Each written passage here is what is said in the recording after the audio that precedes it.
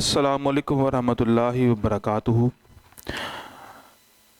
9 class اسلامیات لازمی، اس کا پہلا چیپٹر جو سورۃ الانفال ہے، اس کی آج ہم ٹرانسلیشن پڑھیں گے۔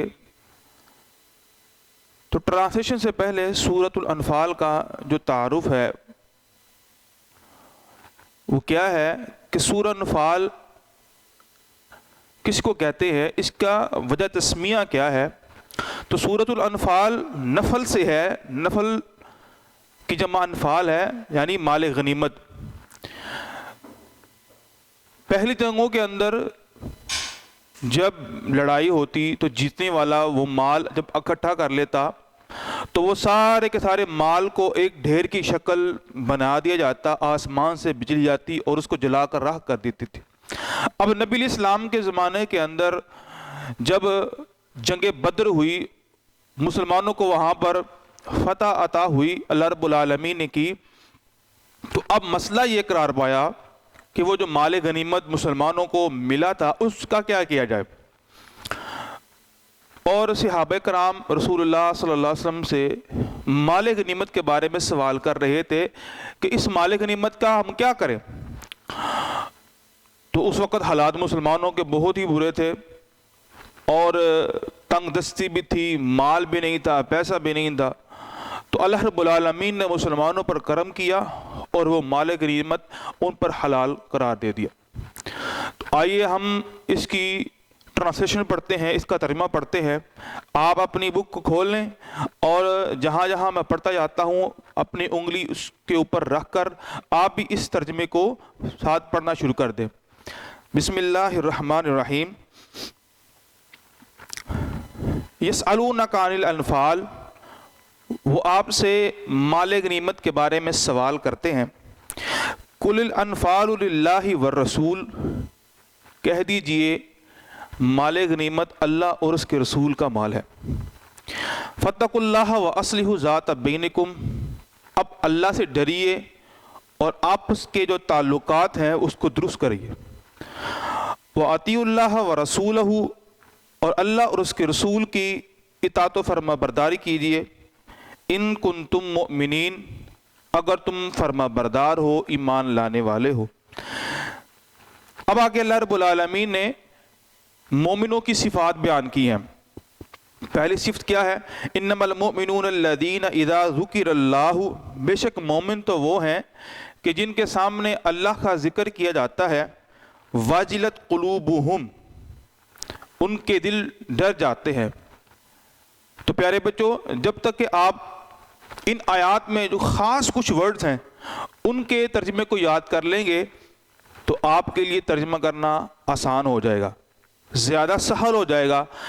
اگر آپ کو صحیح طرح الفاظ کی پہچان نہیں ہے تو مشکل ہوتا ہے ترجمہ کرنا۔ تو اس سے پہلے آپ کو کچھ جو ورڈز ہیں ان کو یاد کرنا ہوگا تاکہ آپ کو جو بامحاورہ ترجمہ ہے اس کو کرنے میں دشواری پیدا نہ ہو۔ وَإِذَا تُلِيَتْ عَلَيْهِمْ آيَاتُهُ، مومنوں کی دوسری صفت کیا ہے کہ جب ان کے سامنے اس کی آیات پڑھی جاتی ہیں، یعنی کہ اللہ تعالیٰ کا قرآن مجید کلام جو ہے وہ پڑھا جاتا ہے، زادتہم ایمانا، اللہ فرماتے ہیں ان کا ایمان بڑھ جاتا ہے۔ وَعَلَىٰ رَبِّهِمْ يَتَوَكَّلُونَ، اور وہ اپنے رب پر بھروسہ کرتے ہیں، توکل کرتے ہیں۔ الَّذِينَ يُقِيمُونَ الصَّلَاةَ، اور وہ نماز بھی قائم کرتے ہیں۔ یعنی مومنوں کی صفت کیا ہے کہ وہ نماز بھی پڑھتے ہیں۔ مومن کی ایک علامت ہے، مومن کی جو صفات ہیں ان کی صفات میں سے ایک صفت نماز بھی ہے، یعنی کہ جو نماز پڑھتا ہے وہ مومن ہے۔ وَمِمَّا رَزَقْنَاهُمْ يُنْفِقُونَ، اور اس میں سے جو ہم نے اس کو دیا ہے وہ خرچ کرتے ہیں، یعنی مال اللہ تعالیٰ کا ہے۔ تو جب اللہ رب العالمین کا مال ہے تو اس لیے اللہ تعالیٰ فرماتے ہیں کہ جو ہم نے تمہیں عطا فرمایا ہے اب اس کو اللہ کی راہ کے اندر خرچ بھی کرو۔ اولئک هم المؤمنون حقا، اللہ فرماتے ہیں ہاں یہی پکے اور سچے مومن ہیں۔ دنیا میں لوگ آپ کو کہیں گے ہم بھی مومن ہیں، ہم بھی مومن ہیں، اگر ان 5 صفات میں سے اگر اس کے اندر کوئی بھی صفت نہیں پائی جاتی ہے تو وہ شخص کبھی مومن نہیں ہو سکتا ہے۔ ایک شخص نماز پڑھتا ہو، زکوٰۃ دیتا ہو، تو وہ کیسے مومن ہو سکتا ہے؟ اللہ پر بھروسہ ہی نہ کرتا ہو تو وہ کیسے مومن ہو سکتا ہے؟ تو یہ صفات ہے مومن کی۔ آگے اللہ رب العالمین نے فرمایا لہم درجات عند ربہم، ان کے لیے درجات ہیں، بلندیاں ہیں، عند ربہم، ان کے رب کے ہاں، ومغفرۃ، اور بخشش ہے، ورزق کریم، اور عزت کی روزی ہے۔ کما اخرجک ربک، جس طرح تیرے رب نے تجھے نکالا، من بیتک بالحق، تیرے گھر سے حق کے ساتھ، وَإِنَّ فَرِيقًا مِّنَ الْمُؤْمِنِينَ لَكَارِهُونَ، اور بے شک مومنوں کا جو ایک گروہ ہے وہ ناپسندیدگی کا اظہار کر رہا تھا، وہ نہیں چاہتا تھا جہاد کے لیے نکلنا۔ یجادلونک فی الحق، وہ آپ سے حق کے بارے میں مجادلہ کرتے تھے، جھگڑتے تھے، بحث کرتے تھے، بعد ما تبین، بعد اس کے کہ وہ ہر چیز واضح ہوگی ان کے لیے، کانما یساقون الی الموت، ان کو ایسا محسوس ہو رہا تھا کہ وہ موت کی طرف ہانکے جا رہے ہیں۔ اب ظاہری سے بات ہے، یہ تھوڑا سا میں سمجھا دوں کہ واقعہ جنگ بدر کا ہے، جب مسلمانوں کی جو تعداد ہے وہ 313 تھی، اور کفار کی جو تعداد ہے وہ 1000 مع لشکر اور اسلحہ اور مکمل سواریوں کے ساتھ ملبوس اور ہر طرح کی فراوانی کے ساتھ اب وہ جہاد کے لیے آ رہا ہے، اور مسلمان پریشان ہیں۔ اب جن کے اندر دل کے اندر بیماری تھی، یعنی منافقین تھے، وہ تو ہٹ کے پیچھے، ان کو تو صاف صاف موت نظر آ رہی، تو یہ کیسے ہو سکتا ہے کہ ان کے ساتھ ہم لڑیں اور فتح یاب ہو جائیں؟ مسلمانوں کی تعداد تو 313 تھی اور کفار کی تعداد 1000 یا کچھ زیادہ تھی سے، تو وہ ظاہری دیکھ رہے تھے کہ ظاہری طور پر تو ہمیں شکست نظر آ رہی ہے، لیکن اللہ کے ہاں کیا ہونے والا تھا وہ تو اللہ رب العالمین جانتے ہیں۔ تو فرمایا کأنما یساقون الی الموت وہم ینظرون، کہ وہ اپنی آنکھوں سے موت دیکھ رہے ہیں، ان کو ایسا لگ رہا ہے اگر ہم جنگ کریں گے تو ہم ہار جائیں گے، کیونکہ مد مقابل 3 گنا زیادہ ہے۔ وَإِذْ يَعِدُكُمُ اللَّهُ إِحْدَى الطَّائِفَتَيْنِ، اور جب اللہ رب العالمین نے وعدہ کیا تھا تمہارے ساتھ، احد الطائفتین، 2 گروہوں میں سے ایک گروہ کا، انہا لکم، کہ بے شک وہ تمہارے لیے ہے، یعنی کہ تمہارا ہو جائے گا، اس پر تم قابض ہو جاؤ گے۔ وَتَوَدُّونَ أَنَّ غَيْرَ ذَاتِ الشَّوْكَةِ، اور تم چاہتے تھے کہ جو بغیر کانٹے والا ہے، یعنی کہ جو بغیر اسلحہ والا ہے وہ تمہارا ہو جائے، تکون لکم، تمہارا ہو جائے۔ وَيُرِيدُ اللَّهُ، اور اللہ کیا چاہتا تھا، یعنی کہ یاد رکھ لیجئے وَمَا تَشَاءُونَ إِلَّا أَن يَشَاءَ اللَّهُ، انسان کے ارادے سے کچھ نہیں ہوتا ہے، جب تک کہ پروردگار کا ارادہ نہ ہو انسان کچھ بھی نہیں کر سکتا ہے۔ ہر ایک ارادے کے اوپر جو غالب ارادہ ہے وہ اللہ تعالیٰ کا ارادہ ہے۔ جب اللہ رب العالمین کی مرضی آ جاتی ہے نا تو پھر کسی کی مرضی نہیں چلتی۔ تو یہاں پر اللہ رب العالمین نے کیا فرمایا ہے کہ تم چاہتے تھے کہ وہ گروہ، یعنی 2 گروہ، ایک ابو سفیان کا گروہ اور ایک ابو جہل کا گروہ۔ ابو سفیان کا گروہ تو مال تجارت لے کے جا رہا تھا، اور ابو سفیان اسلحہ لے کر اس کی حفاظت سے مکہ سے آ چکا ہوا تھا۔ اب مسلمانوں کا یہ تھا کہ وہ جو ابو سفیان کا جو قافلہ جس کے پاس کسی قسم کا کوئی اسلحہ نہیں تھا وہ ہمارے ہاتھ آ جائے، کیونکہ اس میں کافی مال غنیمت تھا، مال تجارت تھا، تو وہ ہمارے پاس آ جائے۔ لیکن اللہ رب العالمین کو کیا منظور تھا کہ جس کے پاس اسلحہ ہے میں وہ تمہارے حق میں کروں گا۔ میں اب مسلمانوں کی تعداد تو کہ کم تھی، وہ نہیں چاہتے تھے لڑائی کرنا، لیکن اللہ کو یہ منظور تھا۔ کیوں؟ اللہ رب العالمین نے آگے وجہ بھی بتلا دی۔ وجہ کیا بتائی؟ وَيُرِيدُ اللَّهُ أَن يُحِقَّ الْحَقَّ بِكَلِمَاتِهِ، کہ اللہ تعالیٰ حق کو حق کر دینا چاہتا ہے اپنے کلمات سے، یعنی کہ ان کو بتا دینا چاہتا ہے کہ یہ حق پر ہے، مسلمان حق پر ہے، اور ان کے حق کا سب سے بڑا ثبوت یہ ہے کہ کافروں کی تعداد 1000 سے زیادہ، اس پر 313 جو ہے وہ غالب آ جاتے ہیں۔ یہ حق کو حق ثابت کرنا ہے۔ وَيَقْطَعَ دَابِرَ الْكَافِرِينَ، اور کافروں کی جڑوں کو کاٹ دینا ہے۔ یعنی جنگ بدر کے اندر جو بڑے بڑے سورما تھے اور بڑے بڑے رسول اللہ صلی اللہ علیہ وسلم کی مخالفت کرنے والے، ابو لہب، ابو جہل، بڑے بڑے جو ہے وہ شیطان، جنہوں نے ہر دم، ہر لحظہ، ہر گھڑی رسول اللہ صلی اللہ علیہ وسلم کو تنگ کیا، آپ کو پریشان کیا. اب اس جنگ کے اندر اللہ رب العالمین نے ان سارے کے سارے کفار کے سرغناہوں کو پس پش ڈال دیا اور ان کی گردنوں کو کاٹ کر ایک کنویں میں پھینکوا دیا. اور آگے اللہ رب العالمین فرماتے ہیں لیحق الحق، تاکہ وہ حق کو حق ثابت کر دے، وَيُبْطِلَ الْبَاطِلَ، اور باطل کو باطل کر دے. یعنی یہ جو امتیاز ہے حق اور سچ کا، یہ بالکل واضح ہو جائے، حق علیحدہ ہو جائے، باطل علیحدہ ہو جائے. یہ دونوں مل نہیں سکتے ہیں. جہاں پر روشنی ہو وہاں اندھیرے کا کوئی کام ہی نہیں ہے، جہاں پر اندھیرا ہو وہاں پر روشنی کا کوئی کام نہیں ہے. تو یہ دونوں متضاد چیز ہے، حق اور باطل. اللہ نے ان کے درمیان تمیز کر دی اور فرق کر دیا کہ یہ حق ہے اور یہ باطل ہے. وَلَوْ كَرِهَ الْمُجْرِمُونَ، اگرچہ جو مجرم لوگ ہیں، جرم کرنے والے لوگ ہیں، ناپسند کرتے ہیں. اِذْ تَسْتَغِيثُونَ رَبَّكُمْ، جب تم اپنے رب سے فریاد کرتے تھے، فَاسْتَجَابَ لَكُمْ، پس تمہاری دعا کو قبول کیا. انی ممدکم، بے شک میں تمہاری مدد کروں گا، بِأَلْفٍ مِّنَ الْمَلَائِكَةِ مُرْدِفِينَ، 1000 فرشتہ جو ایک کے بعد دوسرا آ رہا ہے، یعنی ایک کے بعد دیگرے فرشتے جو ہے وہ آئیں گے. اللہ تعالیٰ اس مدد کی پیشین کو یہ فرما رہے ہیں کہ ہم تمہاری مدد کے لیے آسمان سے 1000 فرشتہ نازل فرمائیں گے.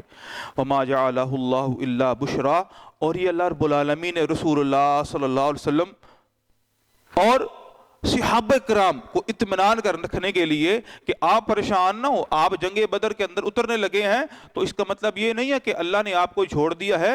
اللہ آپ کے ساتھ ہر لحظہ ہے. تمام لحظات کے اندر اللہ رب العالمین کی ذات آپ لوگوں کے ساتھ ہے.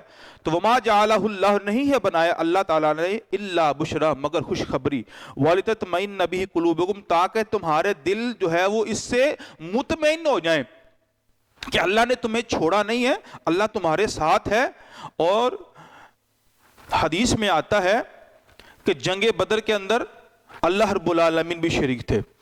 اللہ رب العالمین نے فرشتوں کو حکم دیا، جاؤ فرشتوں تم مسلمانوں کی مدد کے لیے جنگ بدر کے اندر شریک ہو، اور تم یہ بھی یاد رکھ لو اس جنگ بدر کے اندر میں بھی وہاں پر ہوں گا. تو یہ واحد وہ جنگ تھی جہاں پر اللہ رب العالمین نے فرشتوں کو نازل کیا تھا، جنہوں نے مسلمانوں کی طرف ہو کر کفار کی گردنوں کو کاٹا. اور صحابہ کرام نے بتلایا ہے، کچھ روایات میں یہاں تک بھی آتا ہے کہ صحابہ کرام بتاتے ہیں ہم ایک شخص کی گردن کو مارنے کے لیے تلوار کو آگے بڑھاتے ہیں، اس سے قبل ہی اس کی گردن کٹ جاتی ہے. تو سوال کیا گیا جب رسول اللہ صلی اللہ علیہ وسلم نے فرمایا اس جنگ کے اندر اللہ رب العالمین نے فرشتے نازل کیے ہوئے تھے، وہ کفار کی گردنوں کو کاٹ رہے تھے. وَمَن نَصْرُ إِلَّا مِنْ عِنْدِ اللَّهِ، مدد تو اللہ ہی کرتے ہیں، اللہ کے علاوہ کوئی مدد کر سکتا ہی نہیں ہے. وَمَن نَصْرُ إِلَّا مِنْ عِنْدِ اللَّهِ، مدد اللہ کی طرف سے ہوتی ہے. إِنَّ اللَّهَ عَزِيزٌ حکیم، کیوں؟ اللہ تعالیٰ غالب ہے، ہر کام کے اوپر غالب ہے. اللہ غالب علی امرہ، اللہ رب العالمین نے فرمایا ہے اللہ ہر حکم کے اندر غالب ہے. ہر حکم کے اوپر اگر کسی کا حکم چلتا ہے تو اللہ تعالیٰ کا ہے، حکیم اور حکمت والا. تو یہ جو سورہ انفال آیت نمبر 1 سے لے کر 10 تک اس کا میں نے آپ کو ترجمہ پڑھا دیا ہے. اب اس کے اندر کچھ مشکی سوالات ہیں. پہلے تو اس کے کچھ الفاظ معنی ہیں جو میں نے وائٹ بورڈ پہ لکھے ہیں. پہلا جو لفظ ہے وہ ہے انفال. انفال مال غنیمت کو کہتے ہیں. اصلحوا ذات بینکم، اس کا مطلب یہ ہے کہ آپس کے تعلقات درست کرو. اور یساقون، وہ ہانکے جاتے ہیں. اس سے میں نے آپ کو ترجمے کے اندر بتلایا تھا، کانما یساقون الی الموت، موت کی طرف ہانکے جاتے ہیں، یعنی کہ کسی چیز کو جب مجبوراً لے کے جایا جاتا ہے. تستغیثون، تم فریاد کرتے ہو، غیر ذات الشوکہ، بغیر کانٹے، یعنی کہ جو گروہ بغیر اسلحے والا تھا. مردفین، لگاتار پے در پہ، یک کے بعد دیگرے. کارہون، ناپسند. یہ بچوں آپ نے یہ الفاظ معنی بھی یاد کرنے ہیں. میں نے آپ کو شروع میں بتلایا جب تک کہ آپ کو الفاظ معنی یاد نہیں ہوں گے آپ کو ترجمے کی سمجھ نہیں لگے گی. تو ان الفاظ کے جو معنی ہے وہ کم از کم آپ نے یاد کرنے ہیں. آگے 2 سوالات ہیں. پہلا سوال یہ ہے کہ اس سبق میں مومنوں کی کیا صفات بیان کی گئی ہیں، یعنی یہ جو ہم نے آیات پڑھی ہیں ان کے اندر اللہ تعالیٰ نے مومنوں کی کیا صفات اور خوبیاں بیان فرمائی ہیں. سب سے پہلی خوبی جو اللہ تعالیٰ نے مومنوں کی بیان فرمائی ہے کہ جب ان کے سامنے اللہ کا ذکر کیا جاتا ہے تو ان کے دل ڈر جاتے ہیں. یہ میں نے وائٹ بورڈ پہ لکھ دیا ہے, آپ اپنی کاپی کے اوپر نوٹ بھی کر سکتے ہیں ان کے آنسر کو. اور یاد رکھ لیجئے, اسلامیات لازمی کی جو آیات ہوتی ہیں بورڈ کے پیپرز کے اندر ان کا صرف ترجمہ آتا ہے اور ان کے آگے کوشچن کے آنسر آتے ہیں, تشریحات نہیں آتی ہیں. میں نے بس وضاحت کے لیے آپ کو بتایا ہے, بہت لمبی تشریح نہیں کی ہے, بس وضاحت کی ہے. تو بورڈ کے پیپر کے اندر اس میں آپ کے لیے فقط ترجمہ ہے نہ کہ تشریح ہے. وہ اسلامیات اختیاری کے اندر ٹرانسلیشن کے ساتھ اس کی تشریح بھی ہوتی ہے. تو سوال یہ ہے کہ سبق کے اندر مومنوں کی کیا صفات بھی بیان کی گئی ہیں. پہلی صفت کیا ہے, جب ان کے سامنے اللہ کا ذکر کیا جاتا ہے ان کے دل ڈر جاتے ہیں, اور آیات پڑھی جاتی ہے تو ان کا ایمان بڑھ جاتا ہے اور وہ اپنے رب پر بھروسہ کرتے ہیں. 3, وہ نماز قائم کرتے ہیں. 4, اللہ کی راہ میں مال خرچ کرتے ہیں. یہ مومنوں کی صفات ہیں. یہ آپ جو سوال کا آنسر جو ہے وہ اس کو نوٹ کر سکتے ہیں, اور یہ جو سوال یہاں سے بھی نوٹ کر سکتے ہیں. اگر آپ بک سے دیکھنا چاہتے ہیں تو بک میں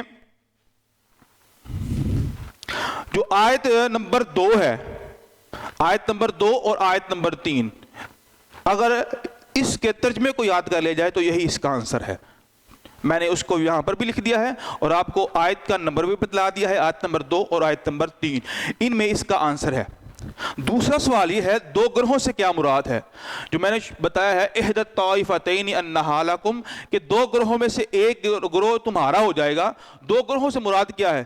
پہلا گروہ ابو سفیان کا سامان تجارت لے کے جا رہا تھا, یعنی وہ شام کی طرف تجارت کی غرض سے مال تجارت لے کے جا رہا تھا, تو یہ ایک وہ گروہ ہے. دوسرا گروہ یہ ہے جو ابو جہل کی شکل میں تھا, جو مکہ سے ایک خبر نکلی تھی کہ مسلمان ابو سفیان کے قافلے پر حملہ کرنے لگے ہیں. تو یہ خبر جب ملی تو ابو جہل برانگیختہ ہو کر اور غصے میں آ کر اور مکے میں لوگوں کے درمیان اعلان کر کے اور لوگوں کا جمع غفیر اکٹھا کر کے اور اسلحہ لے کر ابو سفیان کی مدد کے لیے مکہ سے نکلا, اور مسلمان اب پریشان ہو گیا ہم کیا کریں. تو یہ وہ گروہ ہے. مسلمانوں کی خواہش تھی کہ یہ گروہ ہمارے پاس آ جائے, لیکن اللہ کو یہ منظور تھا کہ ابو جہل کا گروہ تمہارے پاس آئے گا, اس کا مال تمہارے پاس آئے گا, وہ تم سے شکست کھائے گا. یہ اللہ تعالیٰ کا منظور ہے. تو پہلے آیت نمبر 1 سے 10 تک ہم نے ترجمہ سیکھا اور اس کے الفاظ معنی پڑھے اور اس کے کوشچن کے آنسر بھی پڑھے. آگے ہم پڑھیں گے آیت نمبر 11 سے لے کر 19 تک. اِذْ یُغَشِّیکُمُ النُّعَاسُ أَمَانَةً, جب ڈھانپ لیا تم کو اونگ نے جو امن والی ہے, منہ اس سے, وَيُنَزِّلُ عَلَيْكُم مِّنَ السَّمَاءِ, اور آسمان سے تم پر پانی نازل کیا ہے, یعنی بارش نازل کی. لِيُطَهِّرَكُمْ, تاکہ وہ تمہیں پاک کر دے, بھی اس کے ساتھ, وَيُذْهِبَ عَنْكُمُ الرِّجْزَ الشَّيْطَانِ, اور اس سے شیطان کی جتنی بھی پالیدگی ہے وہ دور کر دے. وَلْيَرْبِطَ عَلَىٰ قُلُوبِكُمْ, اور تمہارے اس سے دلوں کو مضبوط کر دے. وَيُثَبِّتَ بِهِ الْأَقْدَامَ, اور تمہارے قدم جو ہے وہ جم جائیں. اب اللہ رب العالمین نے اس آیت کے اندر مسلمانوں کی جو جنگ بدر کے اندر مدد کی ہے اس کا تذکرہ کیا ہے. آگے اللہ تعالیٰ فرماتے ہیں اِذْ یُوحِی رَبُّکَ إِلَى الْمَلَائِکَةِ, جب تیرے رب نے فرشتوں کی طرف وحی کی, انی معکم, کہ میں تمہارے ساتھ ہوں, تم جنگ بدر میں جا رہے ہو اکیلے نہیں, میں بھی تمہارے ساتھ ہوں.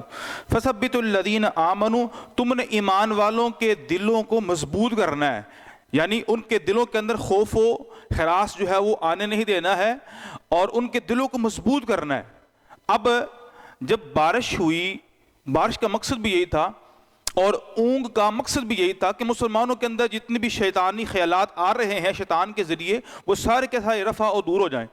اور اس کو مزید دور کرنے کے لیے اللہ تعالیٰ نے فرشتوں کو بھی حکم دیا کہ تم جاؤ اور جا کر ایمان والوں کے دلوں کو کیا کرو, مضبوط کرو, اور ان کے قدموں کو جبا دو کہ وہ میدان جہاد میں بھاگے نہیں, ڈٹ کر اور سینہ تان کر پوری جرت اور بہادری کے ساتھ جو ہے وہ کفار کے ساتھ لڑیں.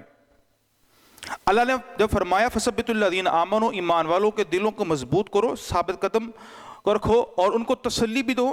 سألقی فی قلوب الذین کفروا الرعب، میں کیا کروں گا کہ سألقی میں ان قریب ڈال دوں گا فی قلوب الذین کافروں کے ان لوگوں کے دلوں میں کفروا جنہوں نے کفر کیا، کیا ڈالوں گا؟ الرعب، ڈر، یعنی اپنی کثرت کے باوجود بھی وہ تم سے ڈریں گے. فَاضْرِبُوا فَوْقَ الْأَعْنَاقِ، پھر ان کی گردنوں کو مارو، یعنی کہ ان کی گردنوں کو کاٹ دو. وَاضْرِبُوا مِنْهُمْ كُلَّ بَنَانٍ، ان کے توڑ توڑ اور پور پور کو کاٹ دو. یعنی کہ اتنی سخت سزا اللہ تعالیٰ نے ان لوگوں کو دی ہے جو جنگ بدر کے اندر مسلمانوں کے خلاف جو ہے وہ لڑتے تھے، اور اس سے قبل مکہ مکرمہ میں وہ ان کی ہرزہ سرائی کرتے تھے. اب اللہ تعالیٰ نے ان کی سزا بھی بیان فرمائی ہے. یہ کیوں اتنے سخت احکامات کیوں ہیں؟ ذالک بانہم، یہ اس لیے ہے، یہ سزا ان کے کھاتے میں اس لیے ہے کہ شاق اللہ و رسولہ، کہ انہوں نے اللہ اور اس کے رسول کی نافرمانی کی ہے. تو وَمَن يُشَاقِقِ اللَّهَ وَرَسُولَهُ، اور جو اللہ اور اس کے رسول کی نافرمانی کرتا ہے. اب یہاں پر اللہ رب العالمین نے عموم کا لفظ استعمال کیا ہے، وَمَن، کہ کوئی بھی اللہ اور اس کے رسول کی نافرمانی، چاہے وہ مسلمان ہے چاہے وہ غیر مسلم ہے. تو اللہ فرماتے ہیں میں یشاقق اللہ ورسولہ فإن لہ شدید العقاب، پھر اللہ رب العالمین کی اس کے اوپر بڑی سخت پکڑ آتی ہے، وہ اللہ تعالیٰ کی پکڑ سے نہیں بچ سکتا ہے. ذالکم، یہ تمہارے لیے ہے، فذوقوہ، پس چکھو تم اس کو، وأن للکافرین عذاب النار، اور بے شک کافروں کے لیے آگ کا عذاب ہے.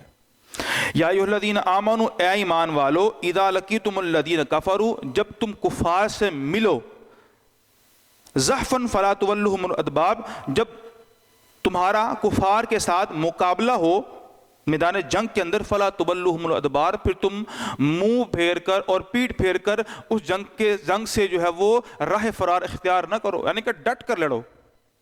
وَمَن یُوَلِّہِمْ یَوْمَئِذٍ دُبُرَہُ، اور جو اس دن پیٹ پھیر لیتا ہے، الا متحرفا للقتال، مگر جنگی چال چلنے کی وجہ سے، مگر وہ جنگی چال چل سکتا ہے، یعنی کہ جنگی چال صرف جائز ہے جس میں بھاگنا مقصود نہیں ہوتا ہے، بلکہ دوسرے طریقے سے آ کر دشمن پر وار کرنا ہوتا ہے. او متحیزا الی فئۃ، یا گڑبڑ کی وجہ سے وہ بہک گئے ہیں، تو اپنے لشکر کے ساتھ واپس آنے کے لیے اگر کوئی پلٹتا ہے تو وہ ٹھیک ہے، اس میں کوئی مسئلہ نہیں ہے. لیکن جنگ چھوڑ کر کوئی بھاگ جاتا ہے تو وہ اسلام کے اندر اس کی بڑی سخت سزا ہے. وہ سزا کیا ہے؟ فقد باء بغضب من اللہ، اس شخص کے اوپر اللہ کا غضب نازل ہوتا ہے کہ وہ اپنی جان کو بچانے کے لیے اس جنگ سے بھاگ جاتا ہے. وما اواہ جہنم، اور اللہ تعالیٰ نے فرمایا اس کے اوپر غضب بھی ہے اور اس کے لیے جہنم بھی ہے اس کا ٹھکانہ. وبئس المصیر، اور جہنم تو ہے یہ بہت برا ٹھکانہ ہے. فلم تقتلوہم، آپ نے ان کو قتل نہیں کیا ہے، ولکن اللہ قتلہم، اللہ نے ان کو قتل کیا ہے. جنگ بدر کے اندر جو کچھ بھی ہوا یہ اللہ کی مدد سے ہی ہے. وما رمیت اذ رمیت، اور آپ نے جو کنکریاں پھینکی تھی وہ آپ نے نہیں پھینکی تھی، ولکن اللہ رما، وہ تو اللہ نے پھینکی تھی. ولیبلی المؤمنین منہ بلاء حسنا، تاکہ مومنوں کو اس سے اچھی طرح آزما سکے. ان اللہ سمیع العلیم، بے شک اللہ تعالیٰ سننے والے اور جاننے والے ہیں. ذالکم، یہ تمہارے لیے جو بات ہے، وَأَنَّ اللَّهَ مُوهِنُ كَيْدِ الْكَافِرِينَ، اور بے شک اللہ تعالیٰ کفار کی جو چالیں ہیں، ان کے مکر و فریب اور ان کی جو پلاننگ ہے اس کو کمزور کرتا ہے. اور آگے اللہ تعالیٰ نے کفار سے خطاب کیا ہے، ان تستفتحوا، اگر تم فتح طلب کرنا چاہتے ہو، فقد جاءکم الفتح، یہ تو فتح تمہارے پاس آ گئی ہے. وَإِن تَنْتَهُوا فَهُوَ خَيْرٌ لَكُمْ، اگر تم باز آ جاؤ گے اپنے، تم ان کرتوتوں سے، ان حرکتوں سے باز آنا چاہتے ہو، فَهُوَ خَيْرٌ لَكُمْ، تو یہ تمہارے لیے بہتر ہے. یعنی کہ مسلمانوں کے خلاف نہ ہو، ان کی ہرزہ سرائی نہ کرو، ان کی مذمت نہ کرو اور ان کو روکو ٹوکو نہ، تو یہ تمہارے لیے بہتر ہے. وَإِن تَعُودُ نَعُودُ، اگر تم پلٹو گے تو پھر ہم بھی پلٹیں گے، جس اینگل سے تم آؤ گے ہم اس اینگل سے تمہیں پکڑیں گے اور تمہیں بڑی سخت سے سخت سزا دیں گے. وَمَكَرُوا وَمَكَرَ اللَّهُ وَاللَّهُ خَيْرُ الْمَاكِرِينَ، پلاننگ انسان کرتا ہے تو سب سے بڑا جو پلانر ہے وہ اللہ رب العالمین کی ذات ہے، انسان کے اختیار میں کچھ بھی نہیں ہے، جو وہاں سے آرڈر جو بھی آتا ہے وہی کچھ ہو کے رہتا ہے۔ تو اللہ نے فرمایا وَإِن تَعُودُ نَعُودُ، اگر تم پلٹو گے تو پھر ہم بھی پلٹیں گے، وَلَن تُغْنِيَ عَنْكُمْ فِئَتُكُمْ شَيْئًا، اور پھر چاہے تمہاری کتنی زیادہ تعداد کیوں نہ ہو کوئی تمہیں بچا نہیں سکتا ہے، وَلَوْ كَثُرَتْ، اگرچہ بہت زیادہ ہو۔ تو اللہ سے تعداد زیادہ ہو کر بچا نہیں جا سکتا۔ اللہ نے فرمایا ہے نا وَلَن تُغْنِيَ عَنْكُمْ، اور نہیں بچا سکتا تم کو فِئَتُكُمْ تمہارا گروہ شَيْئًا کچھ بھی، وَلَوْ كَثُرَتْ اگرچہ وہ تعداد میں بہت زیادہ ہو۔ وَأَنَّ اللَّهَ مَعَ الْمُؤْمِنِينَ، اللہ تو مومنوں کے ساتھ ہے، جو اس پر ایمان رکھتے ہیں، جو اس پر یقین رکھتے ہیں، جو اس کی تسبیح کرتے ہیں، ان کی آیات پر، اس ساری چیزوں پر ایمان رکھتے ہیں، اللہ تو ان کے ساتھ ہے۔ تو یہ بیٹا میں نے یہ سارا کا سارا ترجمہ آپ کو پڑھایا ہے، آیت نمبر 11 سے لے کر 9 تک یہ ٹرانسلیشن ہے۔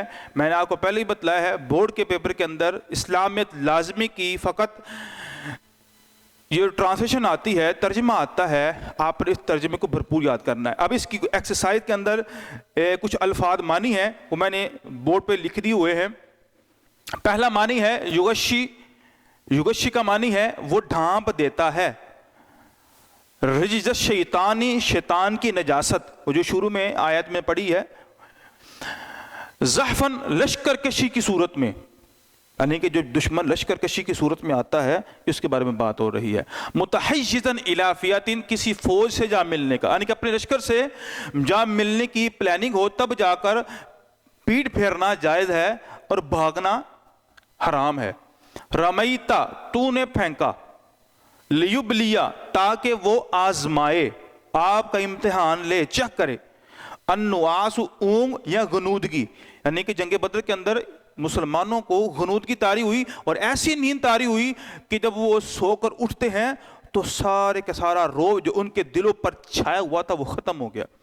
موہنو، کمزور کرنے والا ہے۔ تو بیٹا اس الفاظ کے معنی کو آپ نے جو ہے وہ یاد کرنا ہے، اور یہ جو الفاظ کے معنی ہے یہ ایم سی کیوز میں آتے ہیں، یہ کم از کم 3 یہ 4 جو الفاظ معنی ہے یہ ایم سی کیوز کے اندر آتے ہیں۔ اب ہم پڑھیں گے اس کے سوالوں کے جواب۔ پہلا سوال یہ ہے، اس سبق میں غزوہ بدر کے حوالے سے اللہ تعالیٰ نے کن انعامات کا ذکر کیا ہے؟ غزوہ بدر میں مسلمانوں پر جو انعامات ہوئے ہیں ان کا تذکرہ ہے۔ پہلا انعام کیا؟ اللہ تعالیٰ نے مومنوں کی تسکین کے لیے نیند طاری کر دی، جسے میں نے آپ کو بتلایا ہے، جب نیند آئی وہ جتنا بھی خوف تھا، وہ جتنا بھی وحشت آ رہی تھی، وہ ساری کی ساری رفع ہو گئی۔ یہ انسان اگر پریکٹیکلی لائف میں بھی انسان اگر پریشان ہے، اگر وہ سو کر اٹھتا ہے تو ٹیمپریری طور پر کچھ وقت کے لیے وہ ایسے ہو جاتا ہے کہ کوئی بیماری، کوئی پریشانی اس میں ہے ہی نہیں ہے۔ اللہ رب العالمین نے نیند میں اتنا سکون دیا ہوا ہے۔ اور دوسری کیا ہے؟ اللہ نے آسمان سے پانی برسایا۔ پانی برسانے کا مقصد کیا تھا؟ کہ جتنے بھی شیاطین کے جو خیالات تھے وہ سارے کے سارے رفع ہو جاتے ہیں۔ اور ایک نصیحت کے طور پر آپ کو میں یہ بات بتانا چاہتا ہوں کہ جو آسمان سے پانی نازل ہوتا ہے، یعنی جو بارش ہوتی ہے، یہ انتہائی مفید ہے۔ اگر گھر میں کوئی بیمار ہے اور کسی کو کچھ مسئلہ ہے جنات وغیرہ کا، اگر وہ بارش کے پانی سے نہاتا ہے تو اللہ تعالیٰ اس کو اس بارش کے پانی کی برکت سے شفا عطا فرما دیتے ہیں۔ یعنی کہ اس آیت سے یہ بھی ثابت ہوتا ہے کہ بارش کی وجہ سے وہ جتنے بھی شیاطین کے جو چال ہوتے ہیں اور اس کی جو لمس ہوتا ہے وہ بارش کے ذریعے جو ہے وہ دور ہو جاتا ہے، اور حدیث سے بھی رسول اللہ صلی اللہ علیہ وسلم کے فرمان سے بھی یہ چیز ثابت ہے۔ اگلا سوال ہے، کفار کے ساتھ مقابلے کی صورت میں سورۃ الانفال میں کیا ہدایت دی گئی ہے؟ جب کفار سے لڑائی کرنی ہے، جھگڑا کرنا ہے، قتال کرنا ہے خصوصی، تو کیا کرنا ہے؟ جب تمہارا کفار سے مقابلہ ہو تو پیٹ مت پھیرو، جیسا میں نے آپ کو ترجمے کے اندر بتا دیا ہے۔ جب لڑائی ہونی ہے تو پھر یا وہ نہیں یا ہم نہیں، دونوں میں سے ایک، اور تیسرا کوئی اس میں کام ہی نہیں ہے۔ ہاں وہ جو کچھ پلاننگ ہے، جو جنگی چال ہے، اپنے گروہ سے ملنا ہے، اس کے علاوہ کوئی راستہ نہیں ہے وہاں سے نکلنے کا۔ تو یہ کفار کے ساتھ ڈٹ کر مقابلہ کرنا ہے اور پیٹھ نہیں پھیرنا ہے۔ تیسرا سوال یہ ہے، یہ جو آنسر ہے آپ کو آیات کے اندر بھی مل جائیں گے اگر آپ غور سے پڑھیں گے۔ اگر آپ اس کا مطالعہ کریں گے تو آپ کو اس کے آنسر اس ٹرانسلیشن کے اندر مل جائیں گے۔ تو سوال نمبر 3 ہے، کفار کو خطاب کرتے ہوئے ان آیات میں کیا ہدایت دی گئی ہے؟ نمبر 1، اگر تم محمد صلی اللہ علیہ وسلم پر فتح چاہتے ہو تو تمہارے پاس فتح آ چکی ہے، اگر تم بعد آ جاؤ تو تمہارے حق میں بہتر ہے، اگر نافرمانی کرو گے، یہ ساری چیزیں ہونے کے باوجود بھی نافرمانی کرو گے، سب کچھ دیکھنے کے باوجود بھی نافرمانی کرو گے تو پھر ہم تمہیں عذاب دیں گے، اگرچہ تمہاری کثرت ہی کیوں نہ ہو، اگر تمہاری تعداد ہی بہت زیادہ کیوں نہ ہو، تمہیں اللہ سے کوئی بچا نہیں سکتا ہے۔ تو بیٹا اس آیات کے ترجمے کو بھی آپ نے اچھی طرح یاد کرنا ہے، اور الفاظ معنی بھی یاد کرنے ہیں، اور اس کے سوالوں کے جواب بھی یاد کرنے ہیں۔ جی بیٹا آگے ہم پڑھیں گے سورۃ الانفال کی آیت نمبر 29 سے 37 تک، اس کا ترجمہ پڑھیں گے اور اس کی ایکسرسائز کو جس طرح ہم نے پہلے حل کیا ہے اس طرح بعد میں حل کریں گے۔ بسم اللہ الرحمن الرحیم، یا ایھا الذین آمنوا، اے ایمان والو، ان تتقوا اللہ، اگر تم اللہ سے ڈرو، یجعل لکم فرقان، وہ بنا دے گا تمہارے لیے فرقان، امر فارق یا واضح چیز یا حق اور باطل کو علیحدہ کرنے کے لیے ایک خاص امر تمہارے لیے بنا دے گا۔ وَيُكَفِّرْ عَنْكُمْ سَيِّئَاتِكُمْ، اور وہ تمہارے گناہوں کو بخش دے گا۔ وَيَغْفِرْ لَكُمْ، اور تمہیں معاف بھی کر دے گا۔ وَاللَّهُ ذُو الْفَضْلِ الْعَظِيمِ، اللہ بڑے فضل والے ہیں اور عظمت والے ہیں۔ یعنی یہاں پر اس آیت کے اندر تقویٰ کے انعامات بیان فرمائے ہیں اللہ تعالیٰ نے، کہ تو اگر تم اللہ سے ڈرتے رہو گے اور خوف اللہ کا اپنے دل کے اندر رکھو گے تو اس کا فائدہ تمہیں کیا ہوگا؟ یہ تمہارے لیے بہتر ہے۔ پہلا فائدہ کیا ہوگا؟ تم ممتاز ہو جاؤ گے، تمہاری ایک اپنی پہچان، اپنی شناخت بن جائے گی، تم معاشرے کے اندر ایک زبردست انداز سے ابھرو گے۔ وَيُكَفِّرْ عَنْكُمْ سَيِّئَاتِكُمْ، اور اللہ سے ڈرنے کی وجہ سے اللہ تمہارے گناہوں کو بھی معاف فرمائے گا، گناہوں کو بھی مٹائے گا۔ وَيَغْفِرْ لَكُمْ، اور تمہیں بھی بخش دے گا۔ وَاللَّهُ ذُو الْفَضْلِ الْعَظِيمِ، اللہ بڑے فضل والے ہیں۔ وَيَمْكُرُ بِكَ الَّذِينَ كَفَرُوا، اور جب وہ کفار آپ کے بارے میں چالیں چل رہے تھے، پلاننگ کر رہے تھے، کیا پلان کر رہے تھے؟ لِيُثَبِّتُوكَ، کیا آپ کو قید کر دیں، او یقتلوک، یا آپ کو قتل کر دیں، او یخرجوک، یا آپ کو جلا وطن کر دیں۔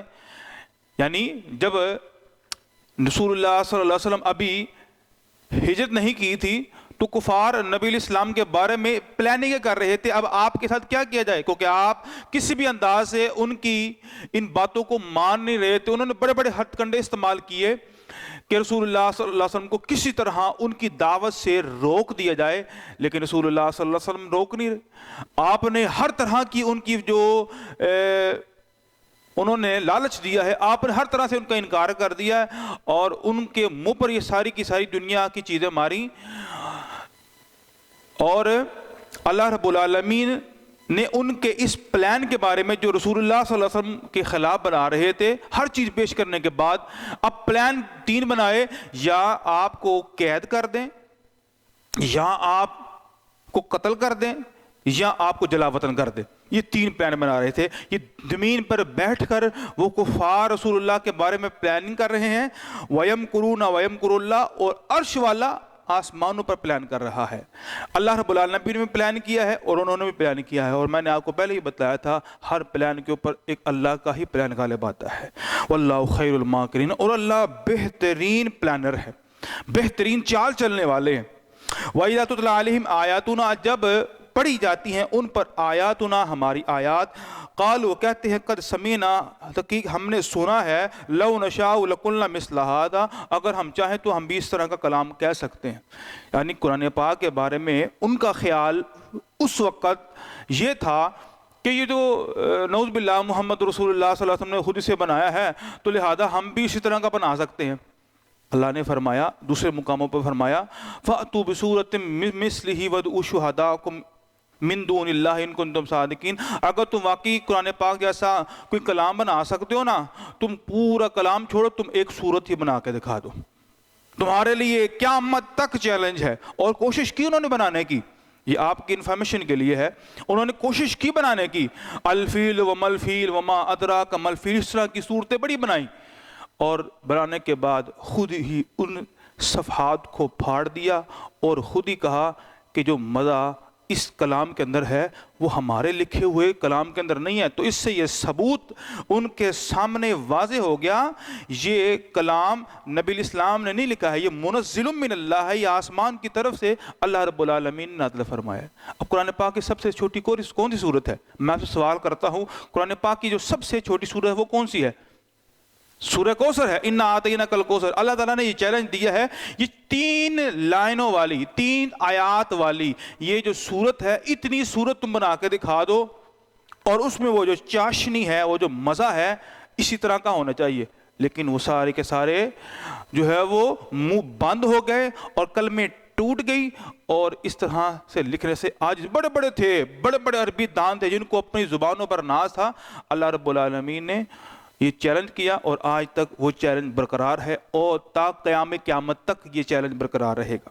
تو اللہ نے فرمایا ہے کہ جب ان کے سامنے اللہ کا کلام پڑھا جاتا ہے تو کہتے ہیں بھی ہم بھی اس طرح کا کہہ سکتے ہیں، ان ھذا الا اساطیر الاولین. تو پہلے لوگوں کی کہانیاں ہیں، داستانیں، یعنی کہ قرآن مجید کے اندر جو واقعات ہیں پہلے پیغمبروں کے، آدم علیہ السلام کے، ابراہیم علیہ السلام کے، موسیٰ علیہ السلام کے، نوح علیہ السلام کے، عیسیٰ علیہ السلام کے، یہ تمام پیغمبروں کے جو واقعات ہیں اللہ نے کلام مجید میں بیان فرمائے ہیں. تو کفار کہتے ہیں یہ جو پرانی کہانیاں ہیں، یہاں پر قرآن مجید کوئی عجیب سی بات نہیں ہے، اس میں کوئی نوکھی بات نہیں ہے، یہ پرانے لوگوں کو قصے کہانیاں لے کے آگے ہیں، تو ہم بھی اس طرح کے قصے بنا سکتے ہیں.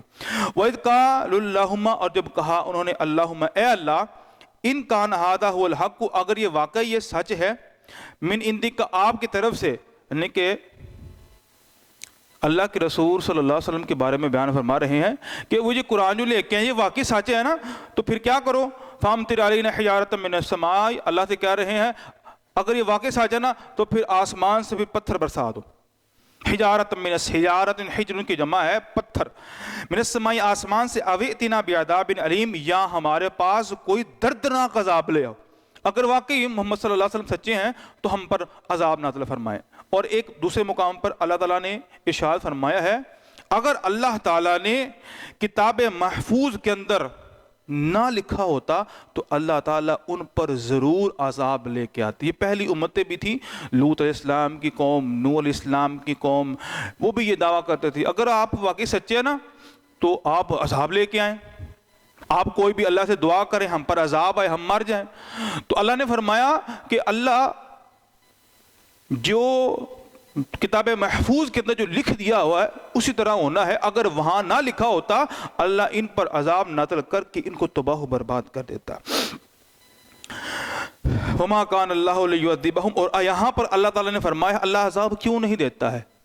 وما کان اللہ لیعذبہم، اور اللہ ایسا نہیں ہے کہ ان کو عذاب دے، وانت فیہم، اور آپ صلی اللہ علیہ وسلم ان کے اندر موجود ہوں.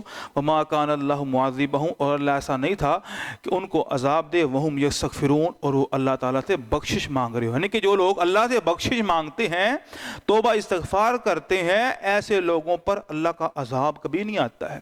آپ تاریخ اٹھا کر دیکھ لیجئے، جن لوگوں نے اللہ سے ڈرنے کا حق ادا کیا اور خوب ڈرے، استغفار توبہ کی، تو اللہ رب العالمین نے ایسے لوگوں پر اپنے عذاب کو نازل نہیں فرمایا ہے. وما لہم اللہ یعذبہم اللہ، اور ان کے لیے کون سی ایسی وجہ ہے کہ اللہ تعالیٰ ان کو عذاب دے. وہم یصدون عن المسجد الحرام، یعنی کہ وہ اللہ تعالیٰ ان کے لیے کون سی ایسی بات نہیں ہے کہ اللہ تعالیٰ ان پر عذاب کو روک دے، یعنی کہ ان کے وہ کام ایسے ہی ہیں کہ ان پر اللہ کا عذاب نازل ہو جائے. وہم یصدون عن المسجد الحرام، وہ لوگوں کو مسجد حرام سے روکتے ہیں، یعنی کہ خانہ کعبہ سے روکتے ہیں. وما کانوا اولیاء، اور اس کے متولی بھی نہیں ہے، یعنی کہ جو مسجد حرام ہے یہ اس کے متولی بھی نہیں ہے، کفار مسلمانوں کو اس سے روک دیں. ان اولیاء الا المتقون، اور اس کے جو والی ہیں، متولی ہیں، تو نیک اور پرہیزگار اور تقوی اختیار کرنے والے ہو سکتے ہیں. یہ جو دنیا دار طبقہ کبھی بھی مسجد کا متولی نہیں ہو سکتا ہے. مسجد کا جو صدر، مسجد کا جو انتظام و انصرام کرنے والا، باعمل اور 5 وقت نمازیں پڑھنے والا، اور اس کا جو خیال رکھنے والے کے اندر یہ ساری کی ساری صفات تقوی اور للہیت خشیت ہونی چاہیے. الا المتقون ولکن اکثرهم لا یعلمون. اللہ فرماتے ہیں اکثر لوگ نہیں جانتے ہیں ان باتوں کو. وما کان صلاتهم عند البیت الا مکاء وتصدیہ. تو اللہ تعالیٰ نے فرمایا کفار کے بارے میں کہ ان کی جو نمازیں مسجد حرام کے اندر ہیں وہ سوائے کس چیز کے ہیں کہ وہ طالب جاتے ہیں. مکاء وتصدیہ، یا وہ سیٹیاں پہ جاتے ہیں یا وہ طالب جاتے ہیں. یعنی کہ مسلمانوں کو نماز پڑھنے سے روکنے کے لیے عجیب و غریب قسم کے ہتھ کنڈے استعمال کرتے ہیں. فذوقوا العذاب بما کنتم تکفرون. اللہ فرماتے ہیں اب چکھو عذاب. سبب کیا بما کنتم تکفرون، جو تم کفر کرتے تھے، اللہ کا انکار کرتے تھے.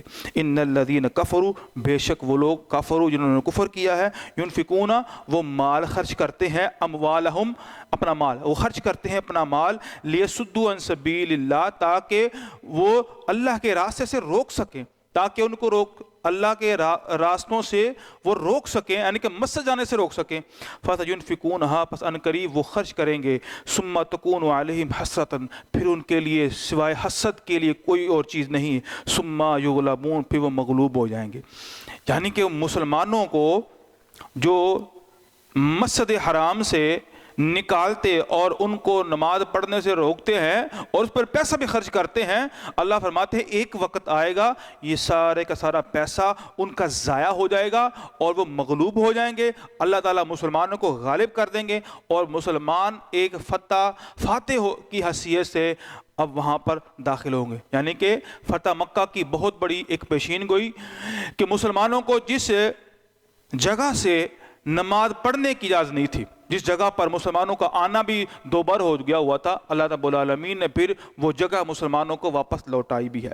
والذین کفروا الی جہنم یحشرون، اور جن لوگوں نے کفر کیا ہے وہ جہنم کی طرف اکٹھے کیے جائیں گے. لیمیز اللہ الخبیث، تاکہ جدا کر دے، ممتاز کر دے خبیث کو من الطیب، پاک سے، ویجعل الخبیث، اور بنا دے خبیث کو بعدہ علی بعض، بعض کو بعض پر بنا دے، فیرکمہ جمیعا، پھر اس کو ڈھیر کر دے، فیجعلہ فی جہنم، پھر اس کو جہنم میں داخل کر دے.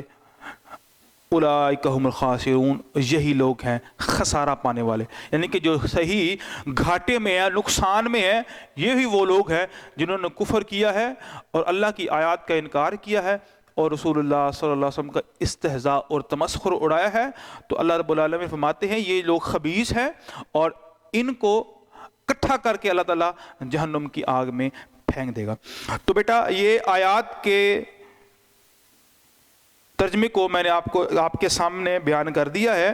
آپ نے ان آیات کا ترجمہ بھی یاد کرنا اچھی طرح. اور اب میں تھوڑے سے الفاظ معنی ہیں جو اس مشق کے اندر ہی ہیں، جو ٹیکسٹ بک، جو 9th کلاس کی جو ٹیکسٹ بک ہے اس کے اندر جو الفاظ معنی ہیں وہ آپ لوگوں نے ضرور یاد کرنے ہیں. تو پہلا معنی میں نے یہاں پر لکھا ہوا ہے یثبتو کا، وہ قید کر دیں. یعنی کہ نبی صلی اللہ علیہ وسلم کے بارے میں بیان کیا جا رہا ہے کہ وہ جو پلاننگ کر رہے تھے قید کرنے کی، تو قید کے لفظ جو لفظ استعمال ہوتا ہے یثبتو، مکان، مکان کا مطلب ہے سیٹیاں، جو ہم سیٹی بجاتے ہیں ہاتھوں کے ساتھ، اس کو بھی مکان، عربی کے اندر مکان کہتے ہیں. فیرکمہ، وہ جمع کر دے. کسی چیزوں کو جب جمع کیا جاتا ہے تو اس کے لیے عربی کے اندر لفظ استعمال ہوتا ہے فیرکمہ. اساطیر الاولین، پہلے لوگوں کی قصے کہانیاں قرآن پاک کے بارے میں جو بتایا گیا ہے. تصدیہ اور تالیہ، یعنی کہ ان کی نمازیں مسجد حرام میں سوائے تالی سیٹی بجانے کے علاوہ اور کچھ بھی. آگے اس کے جو سوال ہے اس کے آنسر بھی نوٹ کر لیں آپ اپنی کاپیز کے اندر. پہلا سوال یہ ہے کہ اس سبق میں تقوی کے کیا انعامات بیان ہوئے ہیں، جو پہلی ہم نے آیت پڑھی ہے. اگر آپ ٹرانسلیشن سے آیات کے اندر سے ہی اگر معنی اس کے جو سوالوں کے جواب ہیں وہ لے سکتے ہیں، لینا چاہتے ہیں تو وہاں سے بھی مل جاتے ہیں. اگر آپ یہاں سے نوٹ کرنا چاہتے ہیں آپ یہاں سے بھی نوٹ کر سکیں ہیں، یا آپ کے اوپر ڈیپینڈ کرتا ہے کہ آپ کون سی چیز کو زیادہ فالو کرتے ہو، اس میں بھی موجود ہے اور یہاں پہ بھی میں نے لکھ دیا ہوا ہے زیادہ آسان کر کے. تو اس پہلے سوال کا آنسر یہ ہے کہ اگر تم تقوی اختیار کرو گے تو وہ تمہارے لیے امر فارغ بنا دے گا. یعنی کہ امر فالق کیا ہے کہ تمہیں ممتاز کر دے گا، تمہیں جدا، تمہاری ایک علیحدہ پہچان ہو جائے گی۔ دوسرا کیا ہے؟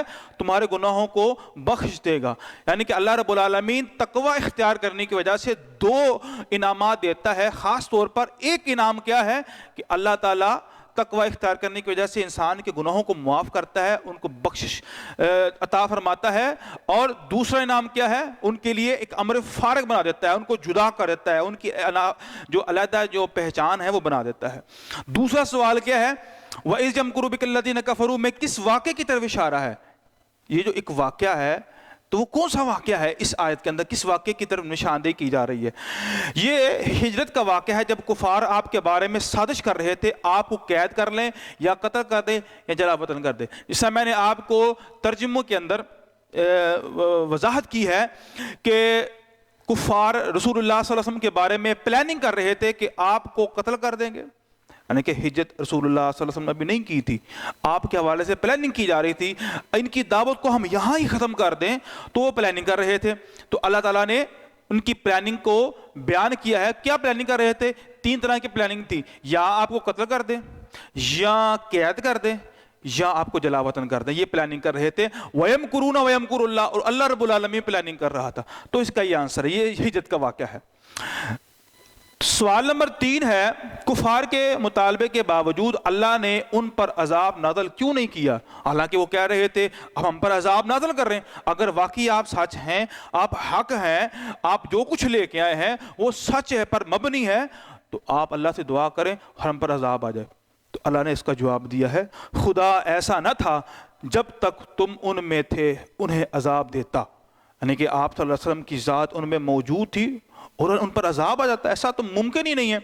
اور دوسری وجہ کیا ہے کہ وہ بخشش مانگیں گے اور انہیں عذاب دے گا، یعنی کہ جو اللہ تعالیٰ سے بخشش مانگے گا، توبہ استغفار کرے گا، معافی مانگے گا، اللہ کبھی بھی ایسی امت، ایسے لوگ، ایسے گروہوں پر عذاب نازل نہیں فرماتا ہے۔